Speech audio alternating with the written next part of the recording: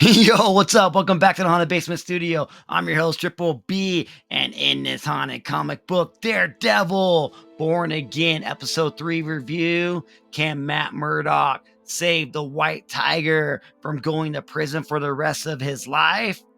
Or will he end up being charged with murder as a cop killer? Well, there's only one way to find out, is that we gotta watch the episode, and here we go. So at the end of episode 2, Matt Murdock beat down one of the cops that was in the subway station that was part of the whole trial that's going on with the White Tiger. And they show him in episode 3 in the bathroom, and the cop shows up. So apparently he didn't kill him. And the cop says, "Oh, you're the blind lawyer that knows how to fight." And Matt Murdock just looks at him and walks away. So this whole episode pretty much is the trial of the White Tiger, but we don't know he's the White Tiger, right? But we get to the witness that was getting beat down in the subway, right? Apparently he's on some drugs, so they need to give him some drugs so he can go to the trial and testify for the witness, as a witness, so that he can, acquit Hector, the White Tiger. His name is Taurus. And so by the time that, and what's kind of weird, they say they're in the Supreme Court, but they're acting it like it's a trial. But okay, whatever. So Matt is going to call this surprise witness to the stand. And they're waiting for him to get there. And Cherry is like, "Okay, man, we got to go." And so they get Taurus into the van. So you think they get down to the courthouse. And as they're driving down to the courthouse, freaking there's cops all over him, and Cherry's worried, so he's taking all these other routes. But then a cop stops him, and it is the cop that was in the freaking subway station. And he's gonna "Hey, let me see who's in back of here." And when they open the back of the van, Taurus ain't there. They did the old switcheroo, and so Taurus shows up at the court. And so Matt Murdock's like, "Oh, thank God he is here." And so when he walks in, he puts him on the stand, and then he's questioning him about being an informant for the cops because he got busted dealing drugs, and so he's going to become an informant. And when it comes to the time where he's like, "You were at the subway station at this time that Hector came in to try to save you, right?"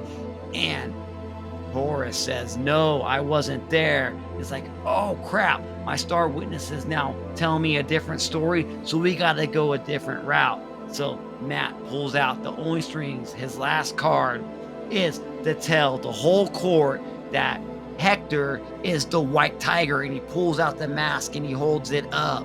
And the judge is like, "What are you doing? Go to my chambers." And as both lawyers go to the judge's chambers, there's nothing the judge can do because Matt Murdock is in the right to go ahead and tell the whole court that he is the White Tiger. Hector's not very happy about this, but it's his only way to stay out of prison forever. And so as the trial goes on, we end up finding out, all the good that the White Tiger has done for the cops in New York. All the times that he's helped people out of burning cars. He helped girls stop from getting attacked in dark alleyways. And when the verdict finally comes in, he is acquitted of all the charges of murder, first-degree murder, and manslaughter. So he gets to walk free. And this really pisses off Wilson Fisk. He does not like this at all. He says, "Oh, a mass murderous vigilante can walk the streets of New York while a devoted cop lies dead in the ground? This isn't right." And as he's telling this reporter this, the White Tiger at night puts on his mask, puts on his costume, puts on his gloves, puts on his magical freaking necklace, amulet that can give him special powers. And as he is roaming the streets looking for crime to fight off, you hear a girl scream in the alleyway. "Ah!" And he looks down the alleyway. He's like, "I'm gonna go help this girl." And as he walks towards the girl, a person wearing a trench coat walks up beside him, holds a gun out and shoots him right in the head. And the white tiger falls down on the ground and he's dead. And this guy in a cloak walks towards the camera and pulls his cloak open, and it has the Punisher symbol on it. End of chapter 3. Like, okay, what the hell just happened right there? We spend this whole episode in trial, which I knew that we would, and I knew that, like, they're going to end this storyline fast with the white tiger, but I didn't think they were going to end it that fast, where he gets killed, murdered at the end, and they leave it on a cliffhanger like it was the Punisher that did it.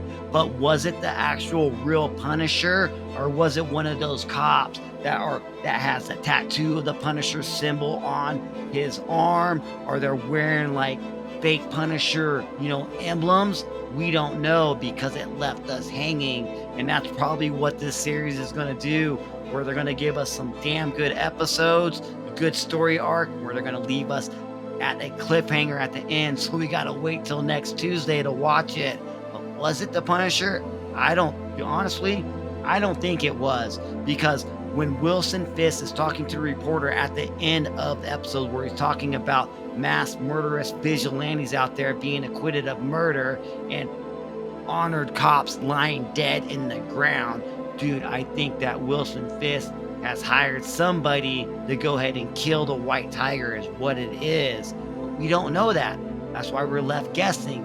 So is this show good? It is good. I mean, I kind of figured out where they were going to go with this one. The whole court drama thing was interesting, but man, when he goes out at night after he gets acquitted and gets gunned down just like that, and they want to show the Punisher symbol, I don't think it was the Punisher, man. Tell me y'all below if you think it was Castle that took him down. Dude, it could have been, but I don't know, man. I don't think Frank Castle is working for the Kingpin. I don't think so. There's some other stuff going on in this show, but I mean, that's the real storyline right there. Right there. Is the Punisher really the one that killed the white tiger? Or was it, Kingpin using somebody else? Was it a cop? I don't know, man. Show's good. Episode 3, was great.